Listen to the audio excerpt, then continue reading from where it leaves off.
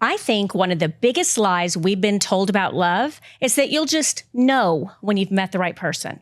Because for many people, the healthiest relationship they'll ever experience doesn't feel exciting at first. It feels unfamiliar. Sometimes it even feels boring.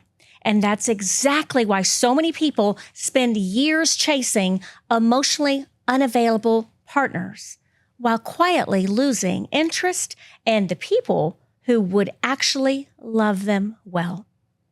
So if you've ever wondered why you keep choosing the wrong person, or why healthy relationships don't give you that same spark, or why you can't seem to break the same painful dating patterns, I don't think the problem is actually your heart. I think the problem is that your nervous system has been confusing familiarity with chemistry. And until you understand the love lessons you learned as a child, you'll continue mistaking emotional activation for love. So by the end of this video, you're going to understand why healthy love can actually feel uncomfortable. The hidden blueprint that's been shaping your relationships for years, and most importantly, how to begin changing it. So a woman sat across from me in my office, and she said something that I will not forget. She looked completely defeated. She said, "Jenn, I think something is wrong with me." And she had recently started dating a man who, on paper, was really everything she had ever said that she wanted. He was emotionally available. He communicated well. He was attractive. He followed through. He was affectionate. He wasn't playing games with her. He wanted commitment. He consistently made her feel important. But there was one problem. She couldn't stop thinking about her ex. The man who disappeared for days, the man who sent mixed messages to her, the man who made her question where she stood every single week. The relationship had been absolutely exhausting to her, and she cried constantly. She never felt safe or secure, but yet somehow she missed him more than the emotionally healthy man that was sitting right in front of her. So she looked at me and she asked me, why can't I fall in love with a nice guy? And so I asked her one key question. What did love feel like growing up? She became quiet because after what felt like a full minute, she looked down and she said, I always felt like I had to earn it. And that one sentence explained everything. She wasn't attracted to unhealthy love because she wanted to suffer. She was attracted to what her nervous system had spent decades recognizing as love. And once she understood that, then everything started to change. Hi, I'm Jenn Pinkerton, and I am a psychotherapist and a connection expert. I help people stop repeating painful relationship patterns by understanding the psychology, the attachment, their wounds, and nervous system responses driving them in the first place. So because here's what I've learned after years of working with individuals and with couples. We don't just fall in love. We fall into familiar patterns. So today I'm going to help you understand how your childhood quietly taught your nervous system what love should feel like. The hidden love lessons that may still be shaping your relationships, why healthy love can sometimes feel surprisingly unfamiliar, why you shouldn't trust every feeling your nervous system gives you, and finally, how to begin rewriting those old patterns so you can build the kind of relationship you have always wanted. So let's start with where those love lessons actually come from.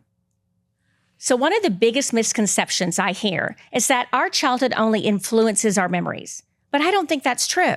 I think childhood becomes the training ground for our nervous system. This is long before you ever went on your first date, long before you ever even had your first kiss, and long before you ever fell in love. Your brain was already collecting data. It was asking questions like, is love consistent? Can people be trusted? What happens when somebody is angry? Do my emotions matter? Is it safe to even have needs? Do people stay or do they leave? And as children, we don't analyze our environment. We absorb it. And every interaction with the caregiver becomes information about how relationships work. And if affection came and went unpredictably, then your nervous system may have learned that inconsistency is absolutely normal. And if you only received attention when you performed, or when you achieved, or when you kept everyone else happy, then your nervous system may now have learned that love has to be earned. So if conflict always ended in yelling or withdrawal, criticism or silence, then your body may still experience disagreement as a threat instead of an opportunity for repair. So none of this happens consciously. Children aren't thinking, I'm developing an attachment, blueprint. Instead, they're just simply adapting to survive. We're all seeking emotional safety. And children will almost always choose attachment over authenticity. So if staying quiet helped you stay connected, you learned to stay quiet. If becoming the caretaker for everyone in the family reduced conflict in the household, then you became hyper aware of everyone else's needs before your own. If earning love felt safer than asking for it, then achievement may have become your identity. Those adaptations were incredibly intelligent. They helped you survive. They helped you survive the environment that you were in. But what helps us survive childhood doesn't always help us build healthy intimacy as adults. So here's the part that I want you to remember. Your nervous system is not trying to sabotage your relationships. It's trying to recreate what it already understands. That's why awareness matters so very much, because you cannot change a blueprint that you don't even know you're living from. So before we continue, I want to ask you a question.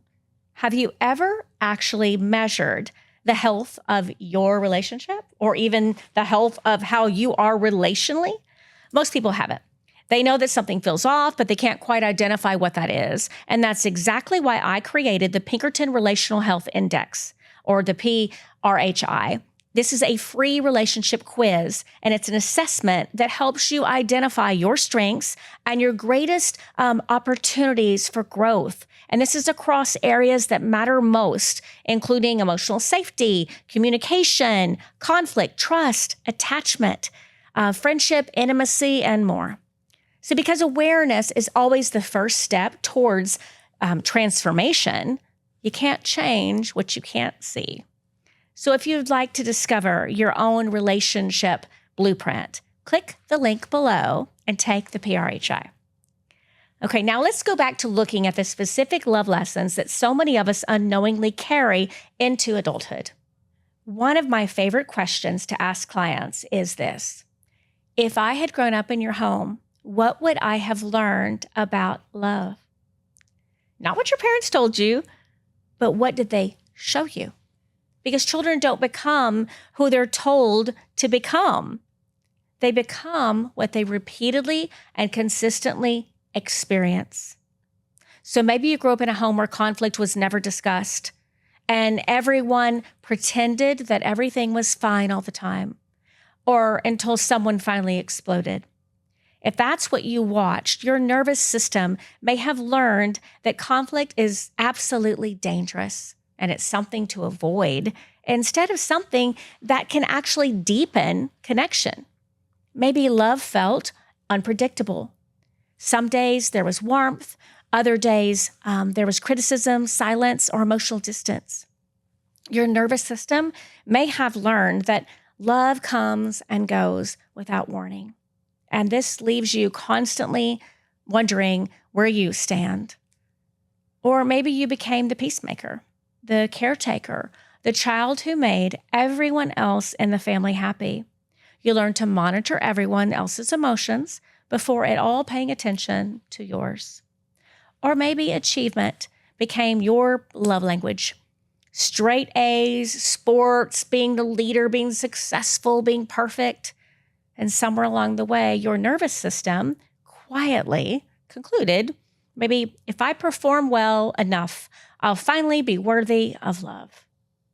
But none of these beliefs were chosen, consciously at least. They were adaptations. And here's what is fascinating. Children don't ask, is this healthy? They just ask, what do I have to do to stay connected to the people that I depend on? And that question shapes everything, because children will almost always sacrifice authenticity before they'll risk losing attachment. So think about that. If staying quiet kept you connected, you learn to stay quiet. If taking care of everyone else reduced conflict, then you learn to ignore yourself. If becoming independent prevented disappointment, then you stopped asking for help. Those weren't personality traits. They were survival strategies. The problem is that survival strategies often become relationship strategies. And what protected you at maybe 8 years old may quietly be hurting you at 38. And that's why I tell clients something that they never really forget. Children don't choose their first love lessons. Adults choose. Adults choose whether they keep living by them. And that's where healing begins. So once you recognize those love lessons, something else starts to make sense. You finally understand why healthy relationships sometimes don't feel the way that you expected them to. This next concept is probably one of the hardest ones for people to accept, because we've been taught that chemistry tells us everything. That is not true.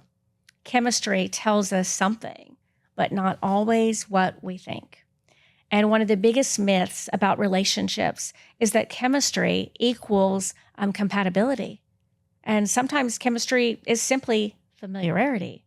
If your nervous system grew up around emotional unpredictability, then your body may mistake emotional intensity and those big feelings for intimacy.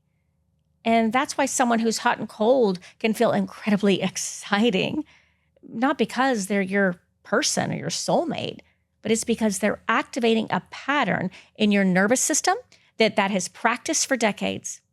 I often hear people say, I met someone, they're wonderful, but I just don't feel the spark. And then they'll describe another person who leaves them anxious and unsure and overthinking and analyzing every text message and checking their phone every 10 minutes and wondering if they are losing interest. And they say, I just can't stop thinking about them. I don't hear chemistry when I hear that. I hear activation.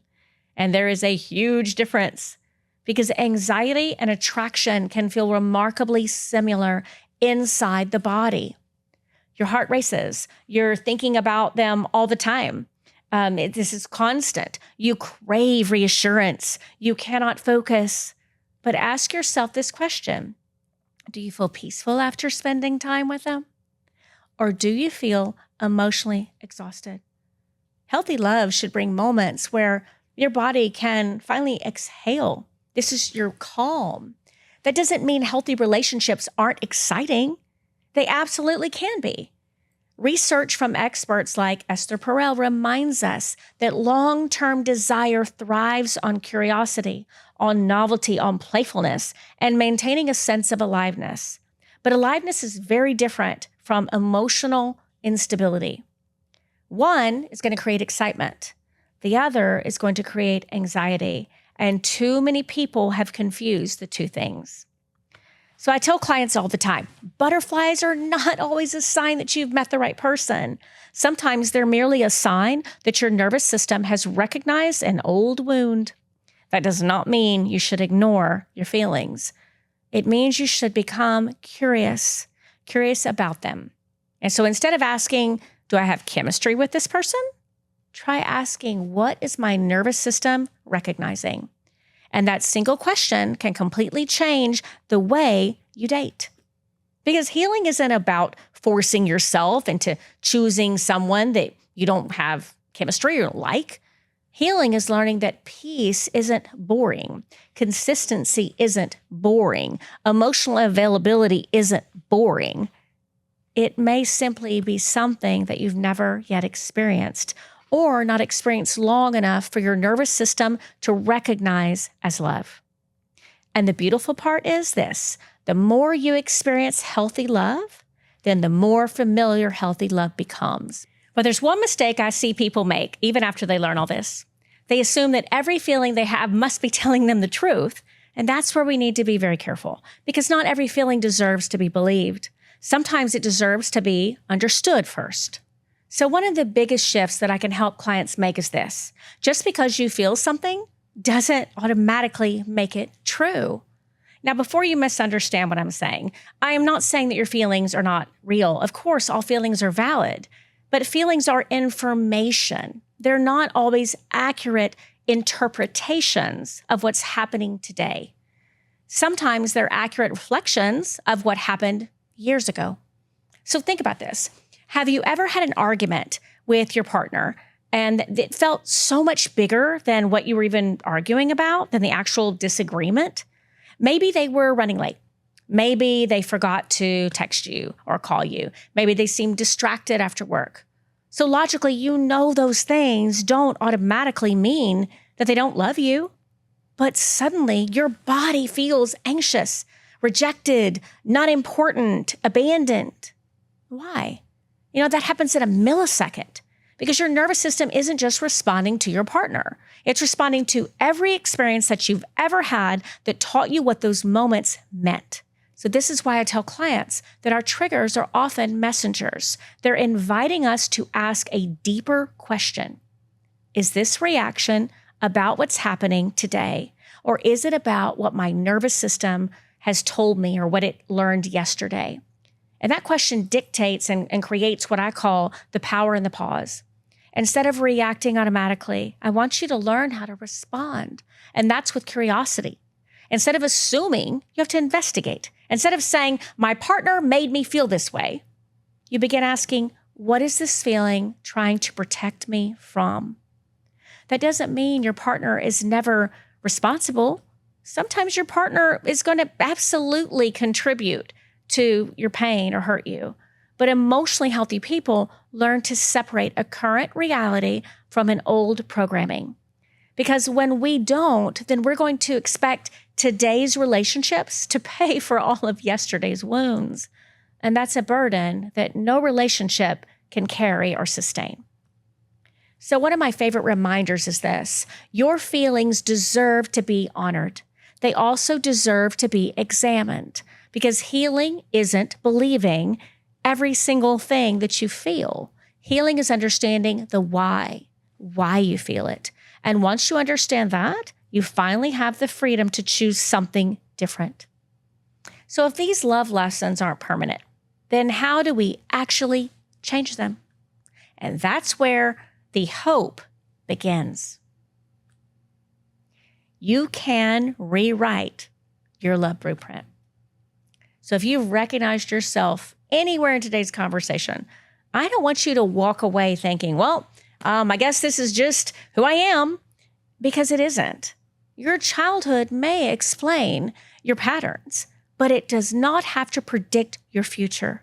And one of the most hopeful things that we know from neuroscience is that your brain is so capable of change throughout your entire life. Your nervous system is constantly learning through experiences. And that means that the blueprint that you inherited doesn't have to become the blueprint that you keep. But healing doesn't happen because you understand your childhood now. It happens because you begin giving your nervous system new experiences. If your nervous system learned that conflict always ended up in rejection, then healing looks like experiencing conflict followed by repair. And if your nervous system learned that emotions were way too much, then healing looks like someone staying present instead of shutting you down. And if your nervous system learned that love had to be earned, then healing looks like discovering that you're worthy of love, even when you're imperfect. So I want you to notice something. None of those changes happen overnight, because we're not simply changing our thoughts. We're changing our expectations that have been living in the body for decades. And that's why healing feels slow and methodical. Your nervous system needs repeated experiences of safety before it starts believing that safety is real. So I often tell clients that healing isn't measured by whether you've ever been triggered or going to be triggered again. Healing is measured by what you do after you're triggered. Do you pause? Do you do power in the pause and grasp that inherent power? Do you become curious? Do you communicate? Do you regulate before you react? Are you learning how to respond? Do you ask your partner, wait, is this now or is this an old love lesson showing up? Those questions change relationships because instead of living on autopilot, you're now beginning to choose your responses intentionally. Little by little, your nervous system starts creating a new definition of love, one built on consistency instead of chaos, connection instead of performance, emotional safety instead of emotional survival. And eventually, well, what once felt unfamiliar begins to feel like home. So I want to give you this quick recap of what we covered today. You learned that your childhood didn't just shape your memories. It actually trained your nervous system to expect certain kinds of love. You learned that the love lessons you absorbed growing up often become the relationship patterns that you were going to repeat as an adult. You discovered why healthy love can sometimes feel unfamiliar, while emotional chaos can feel so exciting. You learned that your feelings are valuable, but they aren't always telling you the truth about your present moment. And most importantly, you learned that your nervous system can change, and you are not stuck repeating the patterns that you inherited. So your childhood gave you your first definition of love. It does not get to write your final chapter. Healing begins the moment you stop asking, why am I like this? And start asking, what do I want my nervous system to learn next? Because every healthy choice that you make, every honest and real conversation that you have, every repaired conflict, every moment you pause and slow down and you choose connection over protection, you are teaching your nervous system that love no longer has to feel like survival. It can finally feel like home. So if today's video helped you understand why you keep repeating the same relationship patterns and getting stuck in the same place, then you need to watch this next video, because understanding your childhood is only half of the equation. The next question becomes this: how do I stop looking for my partner to give me the love, the validation, the approval, or the safety I didn't receive growing up? And this is one of the biggest reasons that relationships struggle. So we unknowingly ask our partner to heal wounds that they didn't create. And while healthy relationships, they absolutely help us and they help us heal, they were never designed to replace the work of healing ourselves. So in the next video, I'm going to show you how to stop looking outside yourself for what was missing years ago. And instead, we're going to begin creating the emotional security that allows love to thrive. So click on this next video right here, and I'll see you there.